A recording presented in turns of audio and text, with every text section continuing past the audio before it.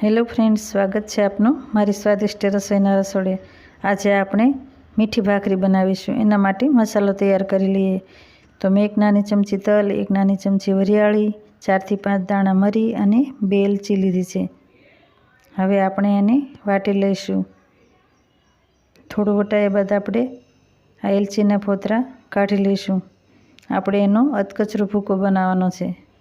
તો મસાલો આપણો તૈયાર થઈ ગયો છે। હવે આપણે એક વાસણમાં ગોળ ઓગળવા રાખી દઈશું। આપણે અહીંયા ઠંડા પાણીમાં પણ ગોળ ઓગાળી શકીએ, પરંતુ આવી રીતના ગરમ કરવાથી એ ફટાફટ થઈ જાય। તો અહીંયા મેં એને ગોળનું પાણી બનાવી લીધું છે। હવે એક વાટકો ઘઉંનો લોટ લઈશું, જેમાં આપણે આ તૈયાર કરેલો મસાલો ઉમેરીશું અને એક મોટી ચમચી તેલનું મોણ ઉમેરીશું।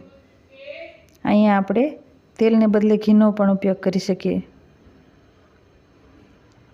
હવે આપણે એને સરસ આવી રીતના મિક્સ કરી અને ત્યારબાદ જે આપણે ગોળનું પાણી તૈયાર કર્યું હતું એ પણ ઠરી ગયું છે। તો એનાથી આપણે આ લોટ બાંધી લઈશું।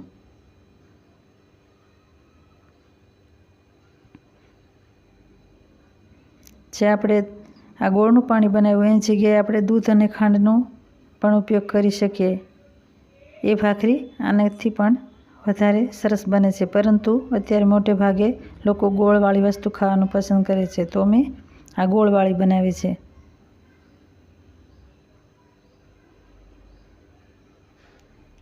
મીડિયમ કઠણ એવો આ ભાખરીનો લોટ બાંધવાનો છે। જો આપણે એકદમ ફરસી ભાખરી બનાવી હોય તો એનો કઠણ લોટ બાંધવાનો, પરંતુ મારે એને ઘીમાં શેકીને બનાવી છે, તો મેં મીડિયમ લોટ બાંધ્યો છે। હવે આપણે આ ભાખરી વણી લઈશું। અહીંયા 1 વાટકા ઘઉંના લોટમાંથી મારે 4 ભાખરી બની, તો મેં એને એક સાથે જ વણી લીધી। પરંતુ આપણે જ્યારે ઝાઝા પ્રમાણમાં બનાવતા હોઈએ ત્યારે એને 3 થી 4 ભાખરી બની જાય ત્યારબાદ આપણે શેકવા લઈએ। તો અહીંયા મેં થોડા તલ પણ છાંટ્યા છે। આપણે અંદર પણ તલનો ઉપયોગ કર્યો છે અને આ ઉપર પણ આવી રીતના છાંટ્યા, જેથી એનો દેખાવ એકદમ સરસ આવે। અહીંયા આપણે સફેદ તલની જગ્યાએ કાળા તલ પણ લઈ શકીએ। તો આવી રીતના આપણે બધી ભાખરી વણી લઈશું।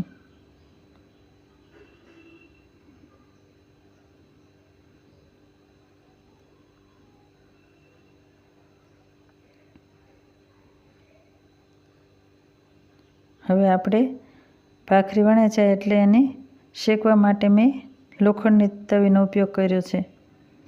જો આપણે એને કોરી શેકવી હોય તો આપણે માટીની તાવડીનો પણ ઉપયોગ કરી શકીએ। તો આ લોખંડની તાવડી ગરમ મૂકીને એના ઉપર થોડું ઘી લગાવ્યું છે। ત્યારબાદ આપણે આ ભાખરીને શેકવા રાખી દઈશું।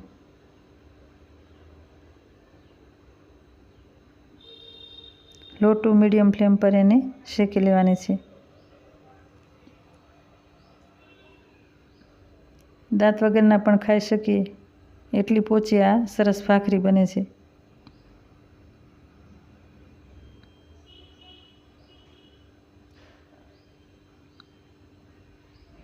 અત્યારે વનભોજનમાં અને એવી રીતના શ્રાવણ મહિનામાં જતા હોઈએ તો આખો દિવસ માટે બહાર જઈએ ત્યારે આ ભાખરી સરસ કૂણી રહે અને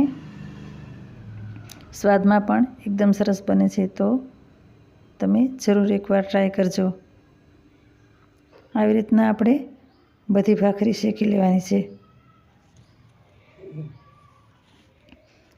અહીંયા આપણે બટરનો પણ ઉપયોગ કરી શકીએ।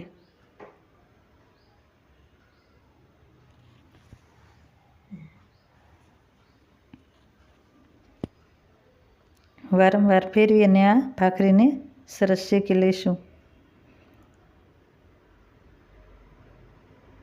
આ ભાખરીને આપણે દહીં સાથે, અથાણા સાથે, મરચાંના સંભારા સાથે સર્વ કરી શકીએ।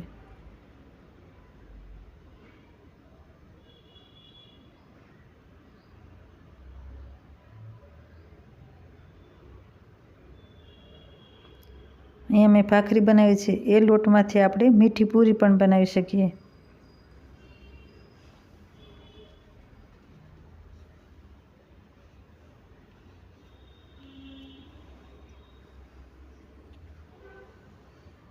તો તો ભાખરી આપણી તૈયાર થઈ ગઈ છે, જે એકદમ જ સરસ બની છે. તો તમે પણ એકવાર જરૂરથી ટ્રાય કરજો. ફરી મળીશું એક નવા વિડીયો સાથે.